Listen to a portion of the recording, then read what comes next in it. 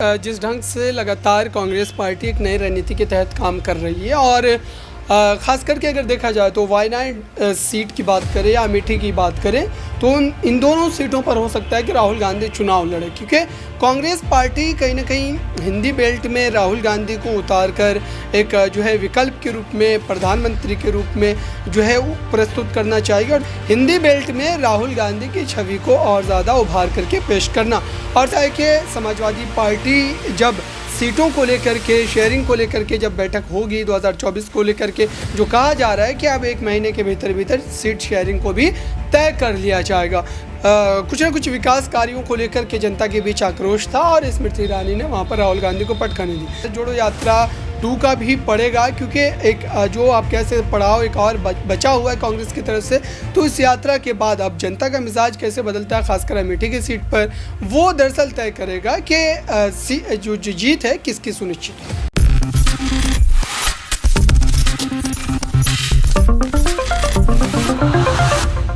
नमस्कार, मैं प्रांशी राठौर और आप देख रहे हैं नेक्स्ट 9 न्यूज। स्वागत है आपका हमारे स्पेशल प्रोग्राम आमने सामने में। इस खास प्रोग्राम में आज हम बात करने जा रहे हैं केंद्रीय मंत्री स्मृति ईरानी और वहीं कांग्रेस नेता राहुल गांधी के बारे में।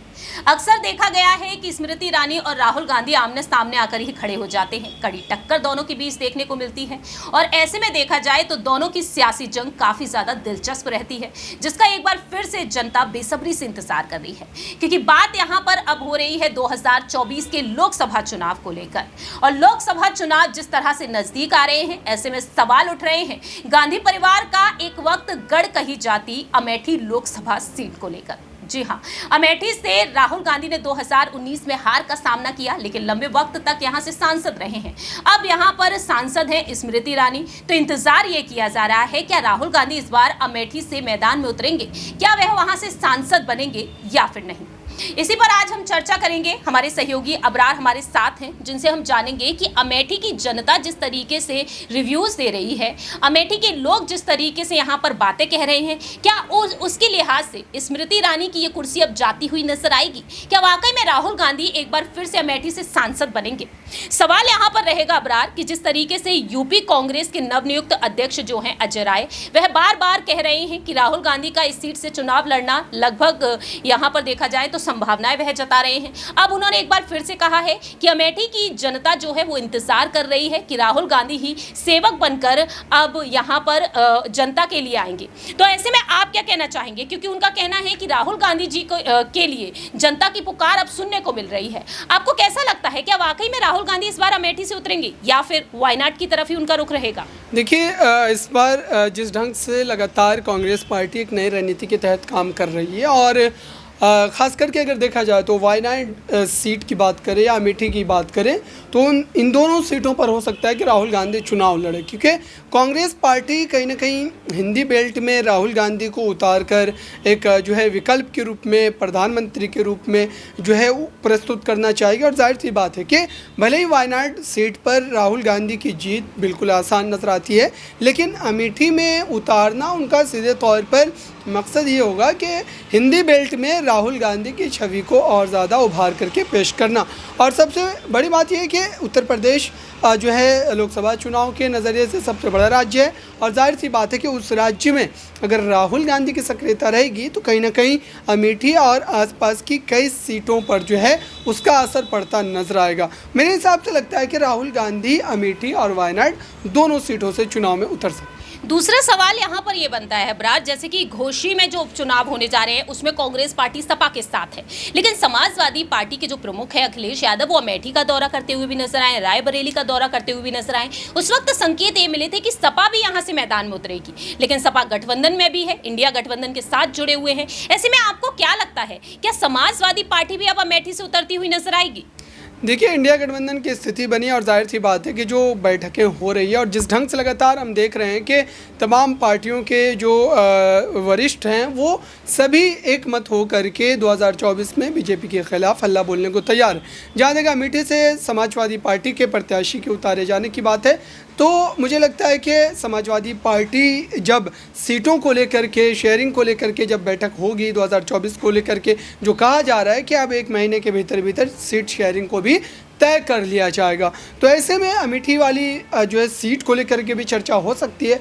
और जितने लंबे समय से वो कांग्रेस पार्टी के जो है झोली में रही है, जाहिर सी बात है कि अखिलेश यादव उस सीट पर उतना ज़्यादा जो है जोर लगाते नज़र नहीं आएंगे।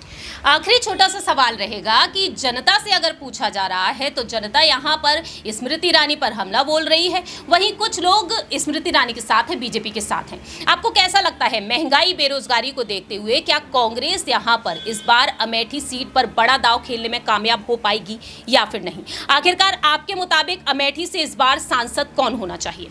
देखिए, अमेठी में जाहिर सी बात है कि इतने लंबे समय से कांग्रेस पार्टी लगातार जीतती आ रही थी, लेकिन कुछ ना कुछ विकास कार्यों को लेकर के जनता के बीच आक्रोश था और स्मृति ईरानी ने वहाँ पर राहुल गांधी को पटखनी दी। अब राहुल गांधी की छवि को लेकर के जो दावे किए जा रहे हैं, बदलाव आया है, इसका मुझे लगता है कि असर कहीं ना कहीं भारत जोड़ो यात्रा 2 का भी पड़ेगा, क्योंकि एक जो आप कैसे पड़ाव एक और बचा हुआ है कांग्रेस की तरफ से, तो इस यात्रा के बाद अब जनता का मिजाज कैसे बदलता है, खासकर अमेठी की सीट पर, वो दरअसल तय करेगा कि जो जीत है किसकी सुनिश्चित हो। बहुत बहुत शुक्रिया अबरार। जैसा कि यहाँ पर अबरार ने तमाम सवालों का जवाब दिया है, वाकई में सवाल उठना लाजमी बनता है कि आखिरकार अमेठी से सांसद कौन होगा। आगे आपको यहाँ पर दिखाते हैं खास रिपोर्ट और इस रिपोर्ट के जरिए आप जानिए कि जनता आखिरकार क्या कुछ कह रही है। सुनिए जरा। बसते हैं। आप ये सुनिए कि राहुल गांधी अब जननायक बन चुके हैं, यानी कि अब ये कहा जा रहा है कि जनता उनको समर्थन कर रही है, लगातार जमीनी स्तर पर पहुंच रहे हैं, लेकिन भाजपा पार्टी के कई सारे नेता आज भी उनको पप्पू कह के बोलते हैं। इसको आप कैसे देख रहे हैं? ये भारतीय जनता पार्टी की बौखलाहट है, ये भारतीय जनता पार्टी की बौखलाहट आपको देखने मिल रही है कि वो लगातार हमारे राहुल गांधी जी को, हमारे देश की जनता आए भरकर फैला रही है कि आदरणीय राहुल गांधी जी आने वाले समय में हमारे देश के प्रधानमंत्री बनेंगे। और मैं आप भारतीय जनता आपके माध्यम से उन भारतीय जनता पार्टियों के नेताओं से कहना चाहता हूं, अगर क्षमता है तो आओ राहुल गांधी का सामना करो, अगर है क्षमता तो आओ आप चुनाव में युद्ध करो। मैं आपसे निवेदन करना चाहता हूं, आप अपने चैनल के माध्यम से समूचे भारत में यह आवाज पहुंचाएं, हमारे देश के एक एक युवा के हृदय में आदरणीय राहुल गांधी जी बसते हैं। अंतिम सवाल मेरा आपसे ये रहेगा कि लगातार देखिए आपका ये जो पोस्टर लगा है, यहाँ पर महंगाई के मुद्दे की भी बात की गई है, लेकिन स्मृति ईरानी को महंगाई नजर नहीं आ रही है, निर्मला सीतारमण को महंगाई नजर नहीं आ रही है। मैं आपसे निवेदन करना चाहता हूं, ये कहते हुए मेरे अंदर कोई शर्म नहीं है। जिस प्रकार स्मृति ईरानी, इन लोगों को शर्म आनी चाहिए कांग्रेस के शासनकाल में, जब 450 रुपए में सिलेंडर मिलता था तब ये सर पे सिलेंडर लेकर संसद का घेराव करती थी, और आज आप देखिए वही गैस सिलेंडर मध्य प्रदेश में 1200 रुपए का मिल रहा है। आप डीजल पेट्रोल के दाम देखिए, आज महंगाई ने एक गरीब जनता की कमर को तोड़ने का कार्य किया है, और वही मोदी सरकार केवल अंबानी और अडानी को बढ़ाने का कार्य कर रही है। मैं आज निवेदन करना चाहता हूं, कहती है कि लगातार आय बढ़ रही है। हाँ, मैं कह रहा हूँ स्मृति ईरानी कहती है आय बढ़ रही है, परंतु आय अमित शाह की बढ़ रही है, आय नरेंद्र मोदी की बढ़ रही है, आय भारतीय जनता पार्टी के नेताओं की बढ़ रही है। आय अगर किसी की मारी गई है तो गरीब की, मजदूर की, किसान की, दलित भाइयों की मारी गई है। कह रहे हैं कि गरीबी और अमीरी की खाई को खत्म कर दिया है। निश्चित रूप से वह जो कथन कहते हैं भारतीय जनता पार्टी की करनी और कथनी में जो अंतर है, वह निश्चित रूप को आपको देखने में मिलता है। मैं निवेदन करना चाहता हूं, आज भारतीय जनता पार्टी के नेताओं को शर्म आने चाहिए कि वो बेटी पढ़ाओ बेटी बचाओ की बात करने के बाद महिलाओं के साथ बलात्कार कराते हैं। यहाँ पर है कि स्मृति ईरानी डायरेक्टली राहुल गांधी को चुनौती दे रही हैं, कह रही इस बार स्मृति ईरानी वर्सेस राहुल गांधी का चुनाव होगा। यहाँ पर नरेंद्र मोदी वर्सेस राहुल गांधी का चुनाव नहीं है, बायनाट से स्मृति ईरानी क्या जीत पाएंगी? मैं आपसे निवेदन करना चाहता हूँ, बात स्मृति ईरानी की है तो भारतीय जनता पार्टी के किसी भी नेता में क्षमता नहीं है जो हमारे लाडले नेता आदरणीय राहुल गांधी जी से मुकाबला कर सके।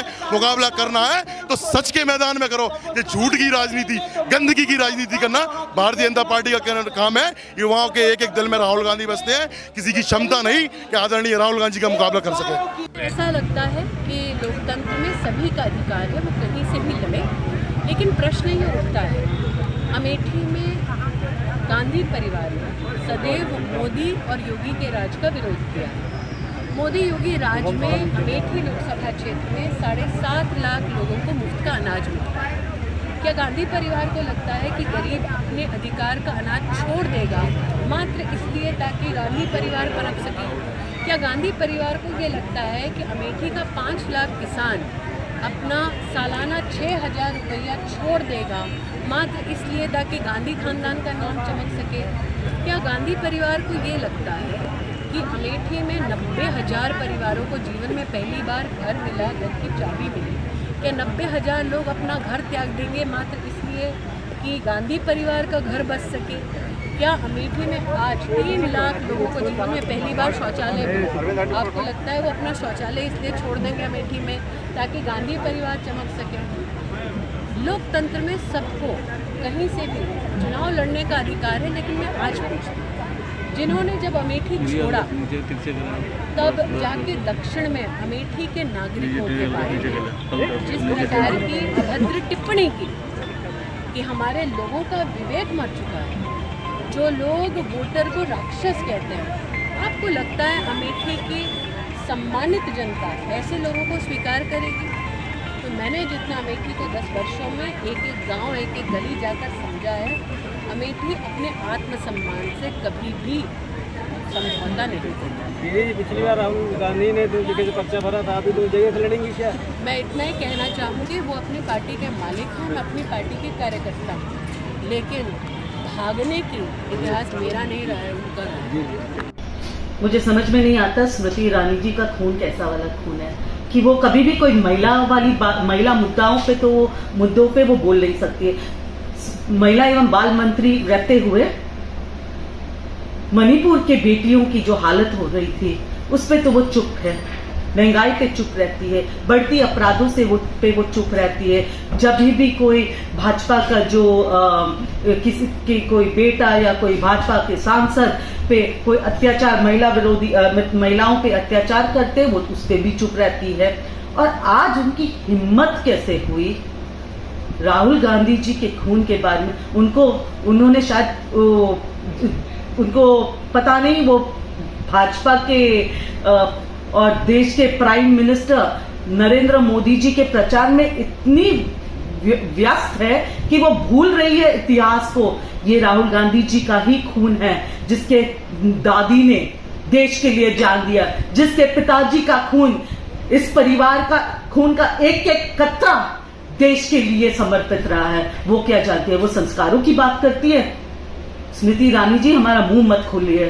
संस्कारों की बात और भ्रष्टाचार की बात आपके मुंह से शोभा नहीं देती है।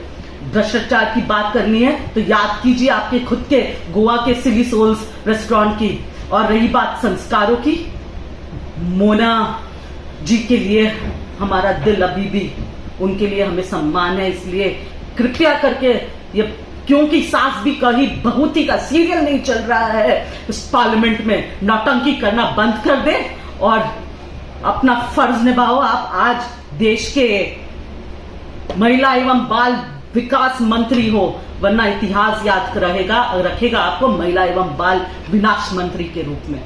फ्लाइंग किस दे रहे हैं, कभी कहते हैं पप्पू हैं, इस तरीके की बात करते हैं, आज भी बोल रहे हैं संसद में। देखिए, मैं भाजपा की सांसद हेमा मालिनी की बात कर दूं, खुद इलेक्ट्रॉनिक मीडिया के माध्यम से हम लोग देख रहे थे, क्या मजाक है। एक तरफ वो सांसद स्टेटमेंट दे रही है कि राहुल गांधी जी को फ्लाइंग किस देते हुए हमने देखा ही नहीं है, दूसरे तरफ जो रिटर्न कंप्लेन गया है महिला सांसदों का जो भाजपा की हैं उस पर उनका सिग्नेचर है। मैं कहती हूँ कि स्मृति ईरानी जो अपने आप को मजाक बनाई हुई हैं वो तो हर जगह कैमरे में कैद है, लेकिन फ्लाइंग किस हमारे नेता दे रहे थे तो बहुत सुंदर सुंदर। मैं पूछती हूँ कि स्मृति ईरानी अपने आप को मिस वर्ल्ड समझती हैं क्या? वो राहुल जी की माँ की उम्र की हैं, शर्म आनी चाहिए। फ्लाइंग किस देते हुए अगर कहीं वो उन्होंने दिया है तो कैमरे में रिकॉर्ड होना चाहिए था ना। ये आरोप लगाना, वो मुद्दे को भटका रही हैं, उनको मणिपुर की महिलाओं। आपने सुना कि किस तरीके से यहाँ पर जनता ने बात रखी। वहीं स्मृति ईरानी जब अमेठी के दौरे पर नजर आई थी कुछ दिन पहले, तो वह राहुल गांधी को एक बार फिर से चुनौती देती हुई नजर आई कि राहुल गांधी ही मैदान से भागते हैं। अब देखना यही होगा कि राहुल गांधी अमेठी का दौरा करते हुए नजर आएंगे, क्योंकि अजय राय ने दावे किए हैं कि राहुल गांधी का जल्द ही अमेठी में दौरा देखने को मिलेगा। दिलचस्प होगा काफी ज्यादा जब राहुल गांधी अमेठी का दौरा करेंगे। 2024 के लोकसभा चुनाव में कुछ महीने बाकी रह गए हैं। देखना होगा कि आखिरकार 24 में किसकी जीत होती है, इंडिया या फिर एनडीए की, और अमेठी से सांसद कौन बनता है। आपकी क्या कुछ राय प्रतिक्रिया है? कमेंट सेक्शन में आप अपनी राय रख सकते हैं। फिलहाल के लिए हम चलते हैं, बाकी की तमाम अपडेट्स के लिए देखते रहिए नेक्स्ट 9 न्यूज़।